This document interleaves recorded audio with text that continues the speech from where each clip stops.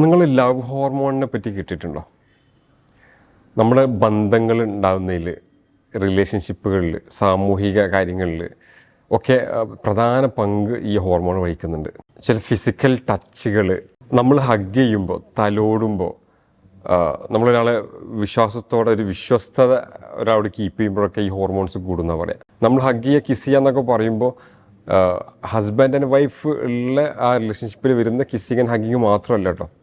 ഒരു അമ്മ മകനെ ഹഗ് ചെയ്യുമ്പോൾ ഈ സംഗതി ഉണ്ടാവും, മകൾ അച്ഛൻ ഹഗ് ചെയ്യുമ്പോൾ ഉണ്ടാവും, ബ്രദേഴ്സ് ആൻഡ് സിസ്റ്റേഴ്സ് തമ്മിലുണ്ടാകുമ്പോൾ ഉണ്ടാവും, നമ്മൾ ഫ്രണ്ട്സ് തമ്മിൽ ഹഗ് ചെയ്യുമ്പോൾ ഉണ്ടാവും. അങ്ങനെയൊക്കെ ആകുമ്പോഴും ഈ ഹോർമോൺ എൻഹാൻസ്ഡ് ആവും.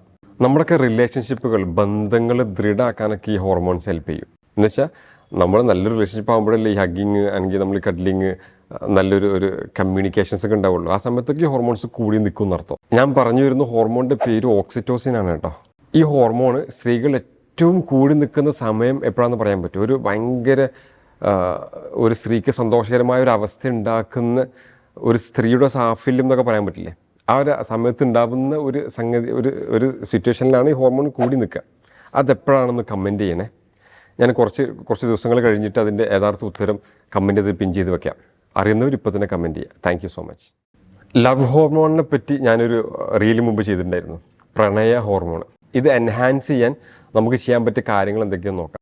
ഒന്ന്, റിലേഷൻഷിപ്പുമായി ബന്ധപ്പെട്ട് വരുന്ന ഹഗ്ഗിങ്, കെട്ടിപ്പിടിക്കൽ, കിസ്സിങ്, തലോടലുകളിലൊക്കെ ഈ സാധനം കൂടും. ഫിസിക്കൽ ടച്ചിൽ ഈ ഹോർമോൺസ് അത് കൂടാൻ ഹെൽപ്പ് ചെയ്യും. അതുപോലെ വാംത്ത്, നമ്മൾ ചുമ്മാ ഹഗ് ചെയ്യുമ്പോൾ നമുക്ക് കിട്ടുന്നൊരു വാംത്തല്ലേ, ഒരു ചൂട്, നെഞ്ചിലെ ചൂട് എന്നൊക്കെ പറയൂലേ, അത് ഒരു ഹസ്ബൻഡ് ആൻഡ് വൈഫ് അല്ലെങ്കിൽ ഒരു സ്ത്രീ പുരുഷനാണോന്നില്ല കേട്ടോ. ഒരു സെക്ഷൽ സംഗതിയിലാണ് ഇത് ഉണ്ടാവുന്നത്, തെറ്റിദ്ധരിക്കരുത്. സെക്ഷൽ സംഗതിയിൽ മാത്രമല്ല, അതല്ലാത്ത ഫ്രണ്ട്ഷിപ്പുമായി ബന്ധപ്പെട്ട ഹഗ്ഗിലും ഒക്കെ ഈ കാര്യങ്ങൾ കൂടും. പോസിറ്റീവ് അഫർമേഷൻസിൽ, അതായത് നമുക്കൊരു കോൺഫിഡൻസ് വരുമ്പോൾ നമ്മളിത് ചെയ്യും, നമ്മളങ്ങനെ ചെയ്യും, നമ്മളിങ്ങനെയാവും, അത്തരം ചിന്തകൾ വരുമ്പോഴൊക്കെ ഈ ഹോർമോൺസ് കൂടി നിൽക്കുന്ന പറയാം. എക്സസൈസ് ചെയ്താലും ഈ ഹോർമോൺസ് കൂടാൻ അത് ഹെൽപ്പ് ചെയ്യും.